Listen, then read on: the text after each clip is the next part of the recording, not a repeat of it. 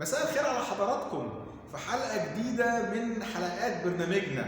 وهنتكلم النهاردة وهنستمر في الكلام عن بطولة الأمم الأفريقية لكرة القدم، وهنشوف وصلنا لفين. خلصت الثلاث مباريات الأولى في دوري المجموعات، ودخلنا وهتم تحديد الفرق اللي متأهلة لدور ال16، وهنشوف منتخبنا المصري وصلنا لايه من لاعبتنا وايه اللي احنا عملناه في اخر ماتش مع السودان، وهنشوف طبعا المفاجاه الكبيره بخروج حامل اللقب منتخب الجزائر في مفاجاه يعني من العيار الثقيل، وهنشوف مين اللي هيلاعب مين في دور ال16 وتوقعاتنا ايه لمين اللي هيتاهل ومين اللي ممكن يوصل لادوار متقدمه. وطبعا عايزين نشوف اللايك بتاع حضراتكم والسبسكرايب في القناه، ونشوف في الكومنتس توقعاتكم مين اللي ممكن انه ياخد بطولة الأمم الأفريقية الكان 2021 اللي بتقام في الكاميرون. في البداية هنتكلم عن منتخبنا المصري الأول. منتخبنا المصري قدر ان هو يتأهل لدور ال16 وان هو يكون تاني مجموعته اللي هي المجموعة الرابعة بعد نيجيريا اللي تصدرت المجموعة ب9 نقاط، وهي الفريق الوحيد في البطولة اللي قدر يفوز في الثلاث مباريات بتوعه. فاز في اللقاء الأول قدام منتخب مصر، ثم فاز بعد كده على السودان وعلى غينيا بيساو. منتخب نيجيريا في المركز الاول برصيد 9 نقاط، ومنتخب مصر قدر انه يخش كمركز ثاني ب6 نقاط بعد ما فزنا على غينيا بيساو 1-0، وفي اللقاء الاخير قدام السودان بهدف واحد احرزه المدافع الناشئ محمد عبد المنعم.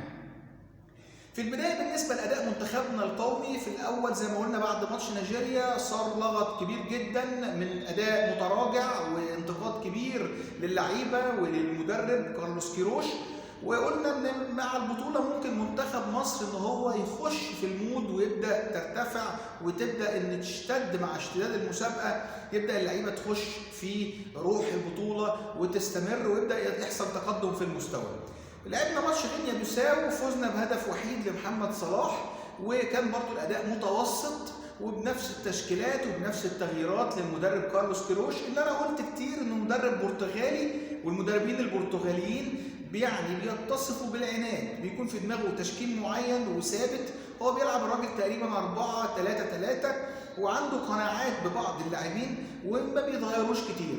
جه الماتش الاخير ماتش السودان وقلنا منتخب مصر لازم يلعب ولازم يحرز نتيجه كبيره تطمن جمهوره في دور ال16 ويخوف بقيه فرق اللي ممكن تقابله في المستقبل، ولكن فوجئنا بفوز هزيل بهدف وحيد احرزه المدافع محمد عبد المنعم، وكان يعني ما كانش عندنا فرص كتيره في المباراه واستمرار لحاله التشكيل. لعب الراجل بتشكيل محمد الشناوي الحارس الاساسي لمنتخب مصر، قدامه احمد حجازي وجنبه محمد عبد المنعم في ظل غياب الونش اللي لسه عنده شد، واعتقد ممكن ان شاء الله يكون جاهز للمباراه القادمه. ناحيه الشمال لعب ايمن اشرف بدل احمد ابو الفتوح اللي هو لسه عنده شويه برضه اصابه، وناحيه اليمين عمر كمال عبد الواحد في ظل غياب اكرم توفيق اللي تعرض لاصابه الرباط الصليبي، بنتمنى له كل التوفيق وان شاء الله يعود اقوى مما كان. في خط الوسط لعب النني وعمرو السوليه وعبد الله السعيد، وقدام الثلاثي عمر مرموش ومحمد صلاح نجم ليفربول، وفي الامام مصطفى محمد نجم جلطة السراي. ما شفناش تغيير كتير يمكن عشان ضعف منتخب السودان. منتخب السودان لعب مباراه في حدود امكانياته، مباراه جيده، لعب اجريسيف جدا على الكوره، كان في روح عاليه جدا، لعب في الدفاع وركز في الدفاع بقوه، وكان في فعلا يعني اداء دفاعي متميز، وحارس المرمى قدر ان هو يصد ويعني يطلع اكتر من فرصه، ولكن كان في عشوائيه في الهجوم وفي نقل الهجمه. اللمسه الاخيره عندهم ضعيفه جدا. كمجمل احنا كنا لسه كاسبين السودان 5-0 في البطوله العربيه اللي اقيمت في قطر، فتوقعنا ان كان ممكن يكون في عدد من الاهداف، ولكن ده ما حصلش. كان في امتلاك للكوره، منتخب مصر ممتلك الكوره بنسبه 65%، ومنتخب السودان يعني اعتقد 30 او 35%، ولكن ده ما كناش شايفينه في توافر فرص وايجابيه على المرمى. يمكن مسكنا الكوره ولكن ما كانش في فرص كتيره. الشوط الاولاني تقريبا عبد الله السعيد ضيع كوره شاطها صدها الحارس بابداع، طلعت كورنر رفعها عبد الله السعيد، حطها مصطفى محمد بدماغه، صدها حارس المرمى، طلعت كورنر من الناحيه الثانيه، رجع عبد الله السعيد رفعها، والكوره قدرت توصل لمحمد عبد المنعم عشان يحط الهدف الوحيد لمنتخب مصر. محمد صلاح والكلام الكتير على محمد صلاح، كلنا عارفين محمد صلاح قدر انه يفوز بجائزه انه احسن ثالث احسن لاعب في جائزه ذا بيست اللي متقدمه من الفيفا، وكان خد المركز الاول روبرت ليفاندوفسكي نجم بايرن ميونخ اللاعب البولندي، وليونيل ميسي المركز الثاني، وصلاح في المركز الثالث. صلاح قيمه كبيره جدا بالنسبه للعالم كله، والناس عارفه قيمته ليفربول، ولكن دايما بنقول ان اداؤه في ليفربول اعلى من اداؤه مع منتخب مصر. هل الكلام ده نتيجه قوه فريق ليفربول، وزي ما بنقول انه بيلعب في 20 متر وبيبقى الفريق كله ضاغط دايما والكل مركز على صلاح، ولا بيبقى فيه تخاذل، ولا لعبتنا مش قادره توصل صلاح للمرمى؟ يعني الصراحه احنا في حيره كبيره، ولكن لا غنى عن محمد صلاح نجم منتخب مصر وكابتن الفريق. بعض اللعيبه الثانيه اللي مقتنع بيها كارلوس كيروش مثلا زي مرموش النجم الناشئ المصري اللي بيلعب في البوندسليجا، الاداء مش مقنع تماما للمصريين كلهم، ما شفناش يعني ولا كره جماعيه ولا تصويب على المرمى ولا حتى سرعات واضحه، يمكن صغر السن، يمكن قله الخبره، ما اعرفش ليه ما بيديش فرصه لرمضان صبحي. رمضان صبحي ممكن يبقى جبهه قويه جدا ناحيه الشمال. حتى لو الراجل ما كانش شافه، يعني المفروض ان الجهاز الفني المعاون بقياده ضياء السيد ومحمد شوقي ووائل جمعه وعصام الحضري ان هم يقولوا له على قيمه رمضان صبحي. مش معقول واحد بحجم رمضان صبحي يبقى قاعد على الدكه الثلاث مباريات، حتى ما خدش يعني دقائق بسيطه جدا جدا، يعني ما بداش ولا مباراه من بدايتها. عنده قناعه ايضا كارلوس كيروش بالنني. محمد النني لاعب الارسنال، لاعب خط الوسط، بنتكلم انه بيلعب في رقم 6 في خط الوسط. طبعا الراجل زي ما في ناحيه مرموش ما خدش احمد رفعت مثلا، وما خدش قفشه في خط الوسط، وما خدش طارق حامد في رقم 6، بيلعب بالنني. احنا شايفين بمنتهى الوضوح والامانه ان النني اداؤه مش هو ده اداء بتاع نني زمان، اداء تراجع شديد جدا. في ناحيه افتكاك الكوره يعني تقريبا معدوم. طب ناحيه الباصات كلها عرضيه ولورا، مفيش باصات مؤثره للامام. طب من ناحيه التصويب النني كان المفروض انه من المصوبين الجيدين، ما بيكملش ورا الفراوده وعلى 18 ويشوط. كلنا امل ان محمد النني يتحسن مستواه في المباريات الجايه. طبعا لعب بعمرو السوليه، عمرو السوليه اداؤه جيد، بيحاول بيكمل قدام. يعني عندنا شويه خلل في خط الوسط نوعا ما، واعتقد ان في المباراه اللي جايه ما ينفعش يكون في خلل خالص، خاصه في الناحيه الدفاعيه. ده مجمل كده الاداء منتخب مصر في مباراه السودان.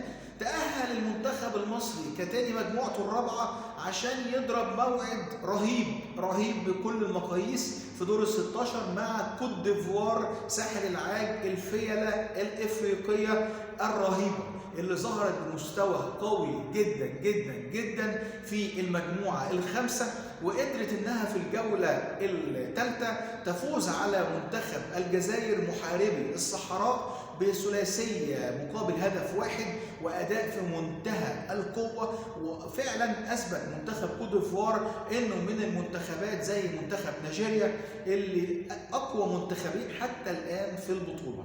منتخب كوت ديفوار هيواجه منتخب مصر في دور ال 16 في مواجهه ناريه. هتثبت بقى هنا فين كارلوس كيروش وفين المدرب الاجنبي اللي عقده بالشيء وشويات، ويعني احنا مش جايبين عشان يبقى عندنا مدرب اجنبي وخلاص. بتمنى في المباراه القادمه يبقى في تركيز من كارلوس كيروش وتامين دفاعي، لان ده شيء مهم جدا. تامين دفاعي ان شاء الله يكون في عوده للونش، ولازم يكون في تامين يعني لعيب رقم 6 ثابت. يعني انا اعتقد ان ممكن يكون حمدي فتحي مثلا من اللعيبه اللي ممكن يكون لها اهميه، وممكن نزود يعني يكون قريب من 3 ديفندر. انا ما بزودش قوي كده، بس يعني طبعا قدام عندنا مصطفى محمد وعندنا محمد صلاح في الكونتر اتاك، ومرموش بقى ورمضان صبحي مفيش مشكله. ممكن نستغنى عن لاعب مثلا وليكن مرموش، ده تصوري انا، ويزيد واحد في خط الوسط، لان احنا شفنا قوه المنتخب الايفواري وخاصه في المباراه الثالثه مع الجزائر، وقدر ان هو يتصدر مجموعته الخامسه ب7 نقاط ويجي بعديه في المركز الثاني غينيا الاستوائيه. منتخب كوت ديفوار ظهر عنده لعيبه بمنتهى القوه، عنده في الهجوم بيبي نجم الارسنال، عنده هيلر اللاعب الطويل المهاجم نجم اياكس من اللعيبه المهمه جدا، عنده 3 دي من اللعيبه القويه نجم فولهام، عنده كيسي فرانك كيسي نجم اي سي ميلان، عنده سيرجي اوريه، لعيبه كلها فعلا لعيبه قويه، عنده حتى السنتر باك يمكن حرارته بطيئه شويه ولكن طويل جدا جدا، فغير سنجاري غير سنجاره في خط الوسط، ثلاثي خط الوسط 3 دي وفرانك كيسي وسنجاره، لعيبه فعلا في منتهى القوه، بيلعب بثلاثي في خط الوسط. فاحنا يجب ان احنا نامن دفاعنا ونحاول نلعب على الكونتر اتاك ونستغل محمد صلاح، ويعني نحاول ان نخطف هدف مبكر ونامن دفاعاتنا او ان احنا نوصل لضربات الجزاء. كلنا عارفين ان احنا حظنا جيد على كوت ديفوار، في يعني هو ساعد علينا في كوت ديفوار، لما بنعدي منها بناخد البطوله. فزنا في 98 على كوت ديفوار في دور الثمانيه بضربات الجزاء الترجيحيه وقدرنا ناخد البطوله، كان في وكاله الكابتن محمود الجوهري. وقدرنا في 2006 ان احنا نفوز على منتخب كوت ديفوار في النهائي في الفاينل في القاهره بركلات الجزاء الترجيحيه، يعني دايما مباراتنا معاهم بتكون صعبه. يمكن في 2008 في غانا قدرنا نفوز عليهم 4-1 في مفاجأة كبيرة جدا جدا، ولكن كانوا فالسعد وقدرنا نوصل النهائي ونلعب الكاميرون ونفوز بالبطولة في تحت قيادة الكابتن حسن شحاتة. بنتمنى ان تكون كوت ديفوار فالسعد اذا قدرنا نعديها. مباراة صعبة يجب انها نحط كل احتياطاتنا وكارلوس كيروش يصحى شوية والجهاز الفني يبدا يتكلم، لان في حالة خسارتنا من كوت ديفوار اعتقد شكلنا مش هيبقى كويس في يعني بالنسبه للمدرب كارلوس كيروش وبالنسبه للعيبه. فرصه لعيبتنا انها يثبتوا ان هم رجاله، لازم يبقى في روح، لازم يبقى في رجوله، لازم يبقى في تكتيك، لازم يكون في تامين دفاعي ورجوع لخط الوسط مع خط الدفاع والاعتماد على الهجمات المرتده. انت عندك لاعب من افضل لاعبي العالم في الهجمات المرتده. ده بالنسبه لمباراه مصر والسودان ومباراتنا ان شاء الله في دور 16 مع كوت ديفوار.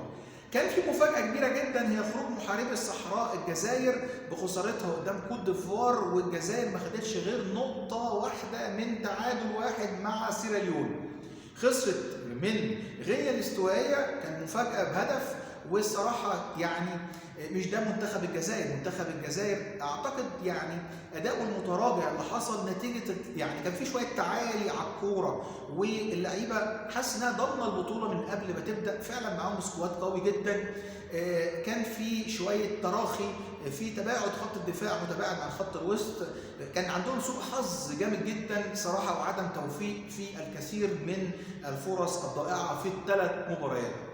بنقول هارد لك طبعا لمنتخب الجزائر اللي يعني عنده سكواد قوي من اول رئيس مبولحي في حراسه المرمى، عيسى مني نجم فيا ريال، عنده اسماعيل بن ناصر نجم ميلان، عنده رامي بن سبعيني الباك الشمال نجم بروسيا مونشن جلادباخ، عنده خط وسط حدث ولا حرج بقى من اول زروقي، عنده ياسين ابراهيمي، يوسف بلايلي، بغداد بونجاح من اللعيبه الكبار المؤثره، عنده رياض محرز نجم مانشستر سيتي اللي اضاع ركله الجزاء كان ممكن يكون لها تاثير قدام كوت ديفوار، عنده سفيان فيجولي نجم جالاتا سراي وسفيان بن دبكه وحسن يبدا، يعني في لعيبه كتيره جدا جدا وقويه في منتخب الجزائر تحت قياده جمال بالماضي. اعتقد دي كبوه ليهم كحامل لقب. عندنا هيكون في بكره هيكون في طبعا الكاف وهيختار الفرق المتاهله لكاس افريقيا كاس العالم بقى، ومين هيلاعب مين، الخماسي الاولاني اللي هيلاعب الخماسي في التصنيف الثاني. بنتمنى يكون مصر عند حظها كويس، يعني من الخماسي اللي هنلاعبهم في عندك نيجيريا تصنيف اول، السنغال، الجزائر، المغرب، تونس. اتمنى حضراتكم تقولوا تتوقعوا ان احنا نلاعب مين وتتمنوا ان احنا نلاعب مين. ده بالنسبه لمنتخب الجزائر، هارد لك لمنتخب الجزائر. كمجمل عموما الست مجموعات، تصنيف المجموعه الاولى الكاميرون ب7 نقاط في المركز الاول، بوركينا فاسو خدت المركز الثاني ب4 نقاط، كاب فيردي الراس الاخضر في المركز الثالث وقدرت تتاهل ب4 نقاط كاحسن توالت. المجموعه الثانيه السنغال ب5 نقاط، والسنغال ما ظهرتش حتى الان بمستواها الحقيقي كفرقه مرعبه في افريقيا، غينيا جت في المركز الثاني ب4 نقاط، ثم ملاوي ب4 نقاط. المجموعه الثالثه كان منتخب المغرب القوي جدا جدا، من اقوى المنتخبات العربيه المشاركه ب7 نقاط. جه بعديه الجابون 5 نقاط، ثم جزر القمر في المفاجاه اتأهلت ب3 نقاط كأحسن توالد. مجموعتنا الرابعة منتخب نيجيريا 9 نقاط بالعلامة الكاملة، ثم منتخب مصر ب6 نقاط من فوزين فقط وهزيمة واحدة. المجموعة الخامسة كوت ديفوار تأهلت ب7 نقاط، وجي بعدها غينيا الاستوائية، ثم سيراليون اللي أدت أداء جيد طوال البطولة ولكن خرجت مع منتخب الجزائر. المجموعة السادسة والأخيرة مالي كانت في المركز الأول ب7 نقاط، ثم جامبيا مفاجأة ب7 نقاط، وجاء منتخب تونس ب3 نقاط من فوز واحد وخسارتين، خسارته الأولانية من مالي في المباراة اللي أثارت لغط كبير، ثم لقاء خسارته المفاجأة من جامبيا بهدف مقابل لا شيء، ولكن تأهلوا كأحسن توالد، ودول ال 16 فرقة اللي تأهلوا لدور ال 16. طب ايه مباريات دور ال 16؟ الاول مباريات الفرق العربيه زي ما قلنا، منتخب مصر مع كوت ديفوار، منتخب المغرب هيلاعب ملاوي ثالث المجموعه الثانيه، ثم منتخب تونس في مواجهه صعبه جدا جدا مع منتخب نيجيريا مرشح اول للبطوله. يعني نسور كورتاج ربنا معاهم بقى زي ما ربنا مع مصر في مواجهه كوت ديفوار، وهم ربنا معاهم في مواجهه نيجيريا. نيجي بقى لاسود الكاميرون. الكاميرون اول مجموعه الاولى اللي ضرب موعد مع جزر القمر ثالث مجموعه المغرب. ثم ياتي بعد كده احنا نتكلم طبعا على السنغال اللي هتلعب مع كاب فيردي ثالث المجموعه الاولى، في مواجهه بقى الثنائيات التواني مع بعض، غينيا مع جامبيا، ومالي هتلعب مع غينيا الاستوائيه، وده تقريبا الثمان مباريات بتاع دور ال 16. طيب في دور ال 16 متقسمه جزئين، جزء على اليمين وجزء على الشمال. احنا طريقنا فين؟ طريق مصر. طريق مصر هيلعب زي ما قلنا مع كوت ديفوار، اذا تاهلنا هنلعب في دور الثمانيه مع الفايز من المغرب وملاوي، وانا بعتقد ان هيكون المغرب، فهيبقى لقاء صعب جدا في دور الثمانيه مع موراكو مع المغرب. ومعانا في نفس الاتجاه الكاميرون اللي بتلعب دلوقتي، هتلعب في دور 16 مع جزر القمر، ثم اعتقد فرصها هتبقى سهله للسيمي فاينل، فهيبقى مواجهه صعبه في السيمي فاينل ما بين سواء مصر، كوت ديفوار، المغرب، الكاميرون. الناحيه الثانيه في طبعا نيجيريا وتونس، وفي السنغال ومالي وبوركينا فاسو. طبعا دول الرباعي الناحيه دي ورباعي الناحيه دي. بعتقد الناحيه نيجيريا ممكن تكون في مواجهه السنغال في السيمي فاينل اذا مشيت الامور طبيعيه. الناحيه بتاعتنا هتكون الكاميرون حاجزه مكان في السيمي فاينل، والثلاثي بقى اللي هيتخانق على المركز اللي هيلاعب الكاميرون، يا اما مصر وكوت ديفوار مع المغرب. تمنياتنا الطيبه لمنتخب مصر والمنتخبات العربيه سواء المغرب وتونس، ونتمنى ان شاء الله ان احنا نشوف دور 16 قوي، ونقدر نستمتع بالمباريات ونقدر نفوز كمان كدول عربيه ونتاهل، لان الدور الجاي دور ال 16 طبعا هيبقى فيه مباريات، يعني في مباريات قويه ومباريات نص. المباريات القويه زي ما قلنا مصر وكوت ديفوار وتونس ونيجيريا اقوى مباريات، ثم ياتي بعد كده دور الثمانيه اللي هتبقى مباريات تبدا تولع البطوله. بتمنى نكون عملنا لحضراتكم تصور كامل لمباراة مصر والسودان وتأهل مصر من المجموعة الرابعة وخروج الجزائر حامل اللقب قدام كوت ديفوار ومباراة دور ال 16 وتوقعاتنا اللي هيفوزوا في دور ال 16. يعني لو بنقول توقعات تاني ان شاء الله منتخبنا المصري يفرحنا ونقدر ان احنا لو بتركيز شويه نكسب كوت ديفوار. اعتقد المغرب هتفوز على ملاوي ده مؤكد. الكاميرون طريقها سهل مع جزر القمر. نيجيريا اعتقد هتبقى فرصها اقوى مع تونس. بوركينا فاسو والجابون مباراه قويه ولكن بوركينا فاسو ممكن تكون فرصها اعلى. مالي وغينيا الاستوائيه فرص مالي دايما فرقه قويه جدا. السنغال وكاب فيردي فرص السنغال هي الافضل. وبعد كده هنتكلم في دور الثمانيه ونقول توقعاتنا ونشوف توقعات حضراتكم. ده كان تحليلنا للجوله الثالثه في بطوله افريقيا والتاهل لدور ال 16 واتكلمنا عن كل الفرق. اتمنى نكون وضحنا كل حاجه ونكون متعناكم ووضحنا لكم تصور كامل اللي بيتابع البطوله او مش متابعها، وان شاء الله نكون معاكم في المباريات القادمه ان شاء الله، ونقدم توقعاتنا وتوقعاتكم اللي عايزين نشوفها عشان نتكلم عن افضل توقعات في دور الثمانيه باذن الله. والى لقاء اخر في حلقه قادمه ان شاء الله.